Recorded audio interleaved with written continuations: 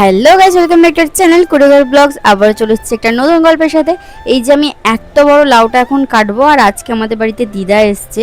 দিদা আমাকে বলে দিয়েছে লাউটা এভাবে কাটতে হবে। লাউটা তো আমি ভাবছিলাম কাটতে পারবো কিনা, প্রচুর প্রেশার দিতে তারপর লাউটা চেলা হলো। অ্যাকচুয়ালি লাউটা অনেকটা পেকে গেছে। এটা তো শুধু চচ্চড়ি হবে, আর আজকে চিংড়ি মাছ দিয়ে চচ্চড়ি করবে। আমি তো অত কিছু জানি না কি রান্না হবে না হবে। লাউটা কেটে দিয়ে আমি বেরোবো।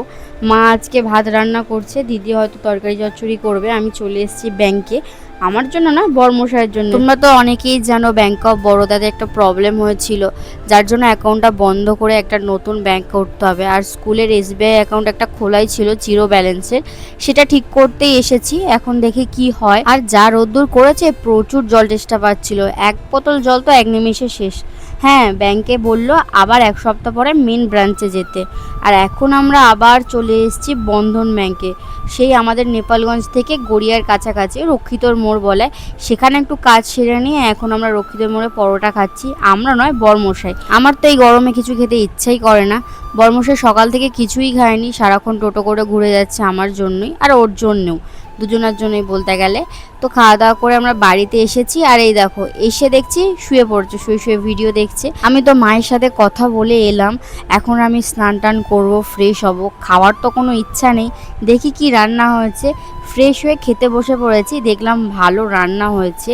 জ্যান্ত মাছের ঝোল হয়েছে। কোনো কিছুই যেহেতু খেতে পারছিলাম না, গা গোলানি ভাব আসছিল, বাগানের কচি কুমড়ো দিয়ে জ্যান্ত মাছের ঝোল হয়েছে বলে একটু ভালো লাগলো, সেই জন্য খেলাম। আর এখানে টক ডাল রয়েছে, যেটা আমি একদমই খাবো না, বরমশাই খাবে। বরমশাই খেতে খুব ভালোও বাসে টক ডাল, আমারও ভালো লাগে, তবে টক ডাল খেয়ে টক ঢেকুর ওঠে, খুব বিরক্ত লাগে। আর এই গরমে কাদের কাদের টক ডাল খেতে ভালো লাগে, আর কাদের কাদের বাড়িতে টক ডাল হচ্ছে, তোমরা কিন্তু অবশ্যই কমেন্ট করে জানিও।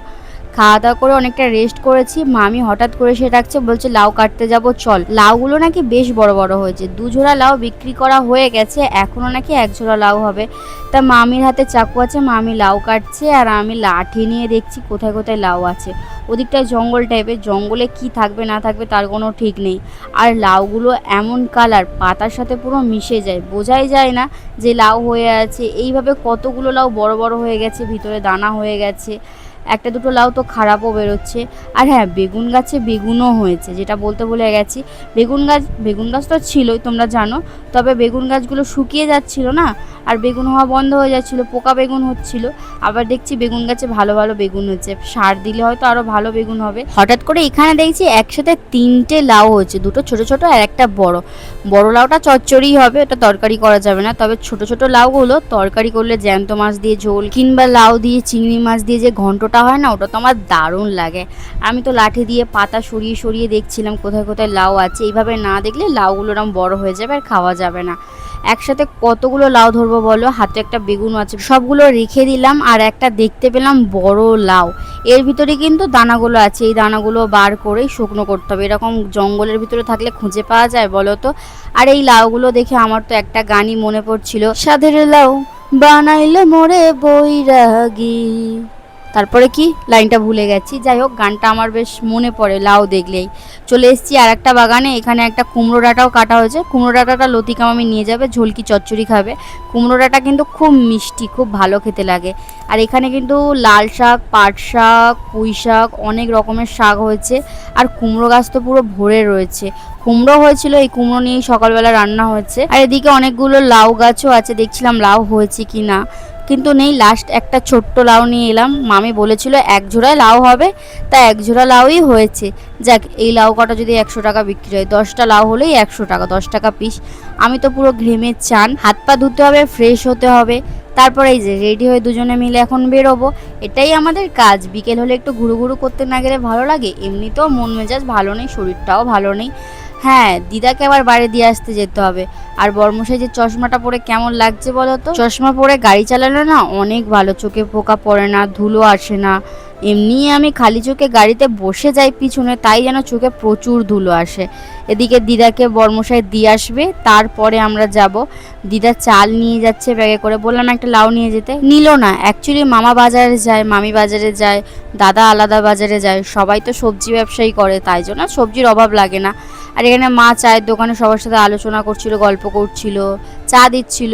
আমি বাড়িতে এসে অপেক্ষা করছি কখন বর্মশাই আসে। সব থেকে বেকার জিনিস হেলমেট, যেটা পরতেই হবে। আর এমন জায়গায় যাচ্ছে হেলমেট না পরলে পুলিশে 500 টাকা ফাইন নিয়ে নেবে।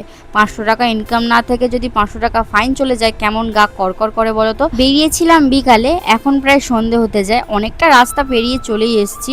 আমাদের বাড়ি থেকে বাইপাস আসতে 10 থেকে 15 মিনিট মতন লাগে। তো এই বাইপাস দিয়ে এখন আমরা যাব বারুইপুর। বাইপাসের রাস্তা এত ভালো লাগে না, মানে ওই সময় গাড়িতে আরামসে রিল্যাক্স করে যেতে পারি, আর বাকি রাস্তায় ওপর নিচে ঢাকুর ঢুকুর হয়। যাই হোক, আমরা এখন পাঞ্জাবি লেখা দেখে পাঞ্জাবি বলছি, মাথাটা গিয়েছে। আমরা এসেছি জেফাতে শাড়ি নিতে। অ্যাকচুয়ালি পয়লা বৈশাখের শাড়ি কেনার ইচ্ছা ছিল অনেক দিন ধরেই, তবে আসতে পারিনি। বর্মশাইয়ের হাতে ব্যথা ছিল, গাড়ি চালাতে পারছিল না। আর কাল থেকে বর্মশাইয়ের 3 দিন টানা ক্যামেরার কাজ আছে, আর তো সময় হবে না। আর এখন অক্ষয় তৃতীয়ার যে অফার দিচ্ছে সেটা তো পাবো না, তাই জেফাতে চলেই এলাম। আর দেখছি প্রত্যেকটা স্টোরে ভিড়, আর ভিতরে তো ভিডিও করতে দেয় না জানোই। অনেক কষ্টে একটা শাড়ি বেচেছি। শাড়িটা সত্যি বলতে আমার খুব পছন্দ হয়েছে। শাড়িটা বাড়ি গিয়ে তোমাদের দেখাবো। আরও অনেক শাড়ি পছন্দ হয়েছিল, কিনেছি তো একটাই। এখন আমরা ধাবায় দাঁড়িয়ে পড়েছি, খুব জোর খিদে পেয়েছে। সত্যি বলতে সেই দুপুরবেলা ভাত খেয়েছি, বর্মশাইতে কিছু খাইনি। এই ধাবাতে আগে আসতাম, এই ধাবার মোমোর খুব ভালো লাগতো। আর এখন আজকে মোমোটা নেই, কারণ গ্যাসের সমস্যা হচ্ছে না এত, তো বললো পরে মোমো হবে। তো সেই জন্য বর্মশাইয়ের মনটা একটু নয় অনেকটাই খারাপ। তো আমি বললাম ডাইরেক্ট গড়িয়ায় যাওয়া হবে, চলো। ও তো যেতে চাইছে না, বলছে অনেকটা রাস্তা, অনেকটা ঘুরপথ। আমি বললাম না না, আমি অনেকদিন গড়িয়ার মোমো খাবো খাবো করছি, আমাকে গড়িয়ায় নিয়ে যেতেই হবে।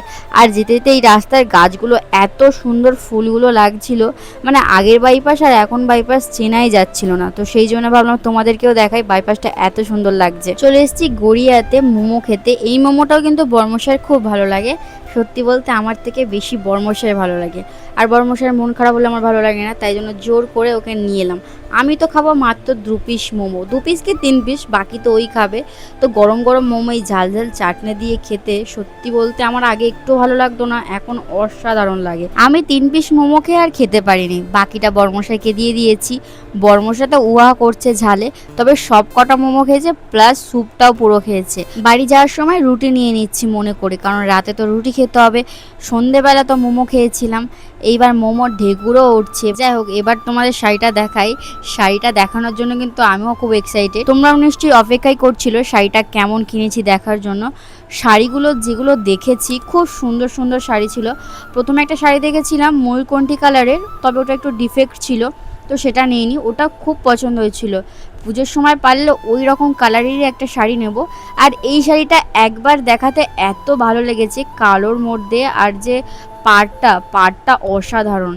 সব থেকে বড় কথা, এইটা অফারে পেয়েছি, আর এত তুলোর মতো সফট, মানে গরমে একটুও কষ্ট হবে না। বর্মশাইকে জিজ্ঞাসা করছিলাম শাড়িটাতে কেমন লাগছে। সেজে গুজে থাকলে অবশ্য ভালো লাগবে, এমনি নর্মাল অতটা ভালো লাগবে না। শাড়িটার দামটা বলি, বর্মশাই জুম করে দেখাচ্ছে, তবে অবশ্য ভালো করে দামটা দেখা যাচ্ছে না। সফট কাতান 1460 টাকার শাড়ি, 700 টাকা ডিসকাউন্ট দিয়ে 760 টাকায় শাড়িটা পেয়েছি। সত্যি এত ডিসকাউন্ট পাবো ভাবিনি। তোমাদের ভিডিওটা কেমন লেগেছে তোমরা কিন্তু অবশ্যই জানিও। আর জেফার থেকে শাড়ি কিনলে অবশ্যই কমেন্ট করো। ভিডিওটা ভালো লাগলে লাইক কমেন্ট শেয়ার সাবস্ক্রাইব করে দিও। দেখো নতুন গল্পের সাথে, টাটা।